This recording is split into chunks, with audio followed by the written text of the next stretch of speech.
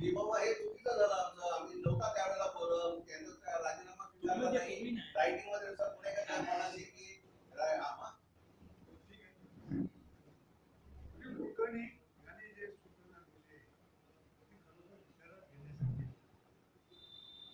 असं आहे की त्यांचा राजीनामा स्वीकारला की भेटला त्यावेळी किती सभासद उपस्थित होते, किती जणांनी भेटाळण्याला समर्थन केलं, किती जणांनी स्वीकारण्याला समर्थन केलं, त्याच्यावर चर्चा आपण आता करावी का, किंवा आपण आपल्या पुढे दोनच आता पर्याय आहे. एक तर त्यांना आम्ही काय केलं नाही ठीक आहे, एक समजा समजून बाबा आमचं चुकलं, आम्ही तो प्रोसिजर पाळला नाही. आता माझं तुम्हाला सगळ्यांना आव्हान आहे, आता या सभेला किंवा याच्या पुढच्या कार्यक्रमाला आमच्याकडे दुसरा कोणीही डिग्रेटिव्ह व्हायला तयार नाही, आणि असला तो केपेबल ही मला माहिती बोलणं आपण कार्यवाहू सेक्रेटरी म्हणून स्वीकारावा का सभेने, आणि तो सभेने स्वीकारला तर तो कायद्यात बसतो की नाही हे मला माहिती. समजा तो कायद्यात बसणार नाही असं आपण गृहीत धरू, मग पुढे काय करायचं याचं पण उत्तर सर्वोदयात द्यायचं आणि सभा द्यायचो निर्णय व्हावा, किंवा दुसरा पर्याय आहे सभेच्या ज्या कायदेशीर बाबी आहेत म्हणून त्या पंचाने कायदेशीर बाबी ते फक्त हातवर करून भेटत गेली त्या आपण पुरा कराव्या. सुनील गव्हाणे सांगितल्याबरोबर तो 5 नंबर ठेवा. यतीन बेळेकरने सुरेश केलं हे सगळं नको आहे आता आपण फक्त रिडेव्हलपमेंट संबंधी बोलू, तो थोड्याच वेळात त्याच्यावर सगळ्या सभेने निर्णय घ्यावा, आणि कार्यवाही सचिव म्हणून त्यांना अशी काही प्रोसिजर नाहीये. आता सभासदाकडे कोरम नाहीये, सदर कार्यसमिती विसर्जित करून नवीन निवडणुकांसाठी एजीएमकडे आपण मंजुरी घेऊ आणि सदर हा विषय रजिस्ट्रारला पत्राद्वारे कळवू. त्यांच्याकडे आपण टाइम फ्रेम मागू. सदर त्यांनी जर टाइम फ्रेम मध्ये आपल्याला उत्तर दिलं नाही तर सभासदांच्या जबाबदारीवर, सोसायटीच्या जबाबदारीवर अंतर्गत निवडणुका घेऊन नवीन कार्यसमिती अस्तित्वात आणू.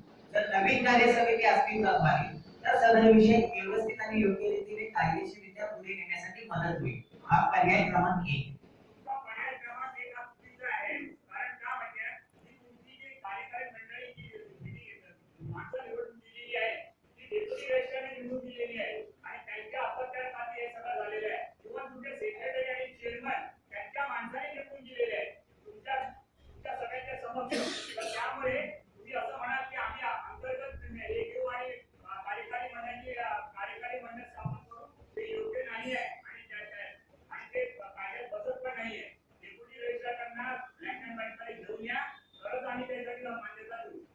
काका तोपर्यंत हा कार्यभार पुढे नेण्यासाठी कोरमच होत नाहीये, सदस्यांचे राजीनामे पेंडिंग आहेत. तुम्ही याच्यावर सोल्युशन सांगा.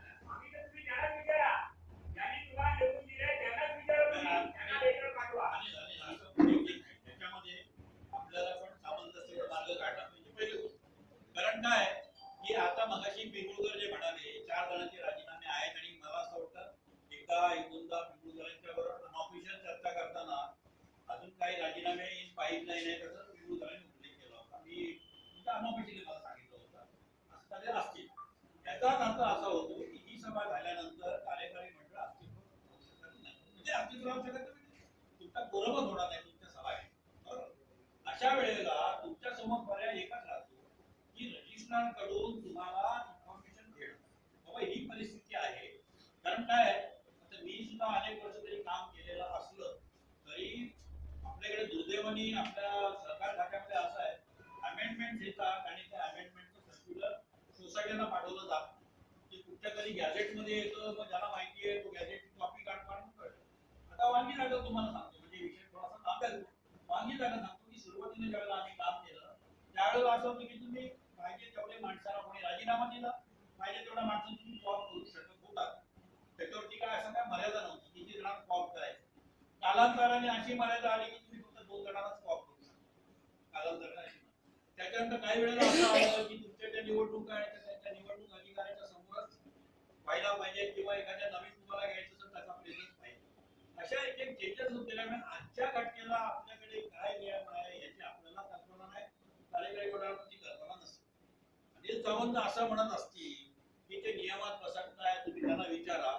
तर आपल्याकडे सरकारी काम असं आहे, तुम्ही पत्र लिहिलं त्याचा त्या पत्राची दखल पण घेतली जाणार नाही, तुम्हाला उत्तर पण दिलं जाणार नाही. सोसायटीचा कारभार तर चालवलाच पाहिजे, सोसायटीचं चाललेच पाहिजे. जसं मगाशी पिंगुळकर म्हणाले की बाबा आम्हाला 1 तारखेला पगार देण्यासाठी सुद्धा आम्हाला चेकवरती सिग्नेचरीज लागणार आहे. म्हणून तसं आता भाऊनी जे सुचवलं ते मला अत्यंत योग्य वाटतंय की आपण आता यांच्या राजीनाम्यात तुम्ही माझा असं म्हणणं आहे तर तुमचे एकमेकांमध्ये जर एवढे हेवे दावे आणि आता काही म्हणाली काही गोष्टी घडल्या असतील आणि जर तुमचा कोरम काही राजीनाम्यामुळे कोरम होत नसेल तर माझी अशी एक सूचना आहे तुम्हाला, मी तुम्हाला जबरदस्ती करू शकत नाही. जे उर्वरित लोक जे आहेत आणि कोरममुळे त्यांची मिटिंगच होऊ शकत नसेल तर त्या सगळ्यांनी अध्यक्षांकडे राजीनामे द्यावे. ही माझी सूचना जबरदस्त नाही, राजीनामे द्यावे. अध्यक्षांनी डिक्लेअर करावं की बाबा ही कार्यकारी मंडळात आहे, बरखास्त होत आहे. त्याप्रमाणे रजिस्ट्रारला एक पत्र द्यायचं, रजिस्ट्रारला पत्र द्यायचं की आमच्याकडे कार्यकारी मंडळाच्या सदस्यांनी राजीनामे दिल्यामुळे हे कार्यकारी मंडळ आता बरखास्त झालेलं आहे. आम्हाला नवीन निवडणुका घेऊन नवीन कार्यकारी मंडळ निवडायचं आहे. तर त्या संदर्भामध्ये आपण आम्हाला 15 दिवसामध्ये 1 महिन्याची मुदत द्या, काहीतरी मुदत द्या त्याच्यामध्ये. तोपर्यंत आपण आम्हाला त्याच्याबद्दलचा आपला अभिप्राय कळवावा. आपला अभिप्राय जर आम्हाला त्या वेळात आला नाही तर आम्ही आमच्या अधिकारामध्ये कार्यकारी मंडळाच्या नव्या कार्यकारी मंडळाची निवड करू, सोसायटीचा कारभार आम्ही पुढे चालू. हा त्याच्यामध्ये मार्ग आहे. अनिल सावंत म्हणतात तुम्ही त्यांना कळवल्याशिवाय ते तो तुम्हाला दाद देणार नाही, सोसायटीचा कारभार चालू कसा. रिडेव्हलपमेंट हा विषय अजून वेगळा झाला, तो म्हणजे महत्वाचा आहे. पण आपण रुटीन पण बघायला पाहिजे. आता उद्या 1 तारखेला तुमच्या कर्मचारी वर्गाला पगार द्यायचा, लाईटची बिल द्यायची काय, तर यासाठी हा मार्ग एक आहे. तुम्ही आता सध्या फक्त एवढंच करा, जे काय तुमचे आहेत अध्यक्षांना जे विशेष अधिकार आहेत, कमिटीचा तुमचा कोरम होणारच नाही, तुम्ही म्हणता राजीनामे दिले. अध्यक्षांना जे विशेष अधिकार आहेत, अध्यक्षांनी राजीनामा देऊ नये. सध्या तुमच्या विशेष अधिकारामध्ये 2-4 मिटिंगा घेऊन त्यांचे काय काय असेल ते करून टाका. सायमल्टेनियसली हे प्रोसेस तुम्ही चालू करा आणि मग नवीन तुम्ही निवडणुकाचं त्याचं उत्तर आलं नाही तर नव्याने निवडणुका तुम्ही लावा. कारण असंही आता झालेलं आहे की जे त्यांनी निवडणूक अधिकाऱ्याच्या मार्फत ज्या निवडणुका घ्यायला सांगितल्या होत्या त्या आता त्यांनी कॅन्सल केल्या. 200 पेक्षा कमी सदस्यांना ते आता अनिवार्य नाहीये. त्याच्यामुळे तुम्ही तुमच्या अधिकारामध्ये निवडणूक अधिकारी नेमून परत नव्याने तुमच्या कार्यकारीमध्ये तुम्ही निवडणूक घेऊ शकता. जो रिडेव्हलपमेंटचा विषय आहे, तो रिडेव्हलपमेंटचा विषय मात्र आपल्याला काळजीपूर्वक हँडल केला पाहिजे. आपण तुमच्यावरती आरोपीच्या केंद्रात तुम्हाला उभे करत नाही, पण तुमच्या एवढ्या चुका तुम्ही केलेल्या आहेत. तुम्हाला मधल्या काळामध्ये या रिडेव्हलपमेंट बद्दल एक पंचमाश लोकांनी म्हणजे 24 लोकांनी किंवा 30 लोकांनी सहाय्य करत होते, त्याच्यात मी पण एक होतो. विशेष सर्वसाधारण सभेची मागणी केली होती रिडेव्हलपमेंट बद्दल, त्याच्या संदर्भात तुम्ही काहीच कारवाई केली नाही. तिची करायला पाहिजे होती. रिडेव्हलपमेंट करा म्हणजे रिडेव्हलपमेंटला 79A प्रमाणे जे प्रोसिजर आहे ते प्रोसिजर फॉलो व्हायला पाहिजे, ते तुम्ही केलेलंच नाही. आता ह्याच्या पुढे समजा तुमच्याकडून तरी आम्ही काही जास्त अपेक्षा ठेवू शकत नाही, कारण तुमच्या आपल्यामध्येच मतभेद आहेत,